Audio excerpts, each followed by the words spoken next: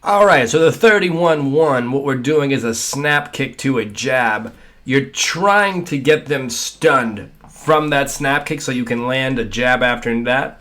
Two quick weapons, very effective. A snap kick to the cross is very similar.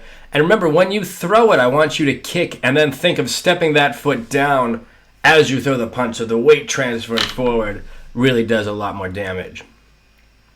Now here we have a snap kick to a check hook. This is great. You hit them with that snap kick, anticipating that they're going to charge, then you check hook to get out of the way. I use this one extremely often. I'm really a big fan. Now the push kick to the cross is very similar to the snap kick to the cross, only the effect of stomping down as you punch is exacerbated here because you're pushing forward, and that really adds a lot of momentum. A 35-2 is just like a snap kick to a cross, only what you're doing is you're confusing them a little bit because you're doing a round attack and then a straight attack, so it'll require two different blocks for that combo. Here we have got the 35-4, which is a lead roundhouse kick into a rear hook. You're trying to knock them into the rear hook, knocking him into one circular strike to another. This can be great, very effective, and we'll talk about it more in combo concepts. Here we have a roundhouse kick to a check hook. I use this one a lot, just like the snap to the check hook. Just any combos that change up angles, I'm a really big fan of. So this is a great one. Here we've got a 35-6, which is a roundhouse kick to an uppercut.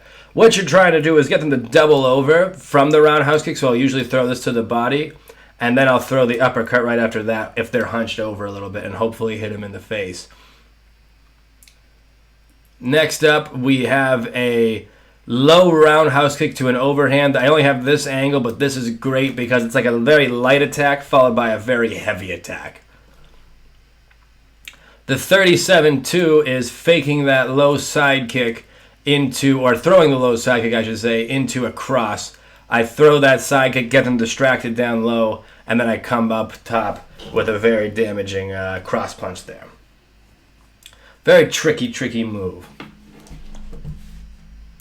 Now, another one I can do is that low side kick into the check hook. I'm a big fan of throwing check hooks off of kicks because a lot of people are going to try to counter as soon as you throw a kick. It can be seen as an opportunity for a lot of people.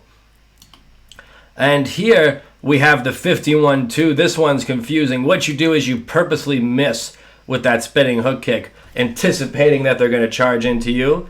And when they charge, usually it's like a double leg or something. That's when I'm going to throw that cross. So you'll see me actually throwing it a little bit low, like someone's grabbing my legs.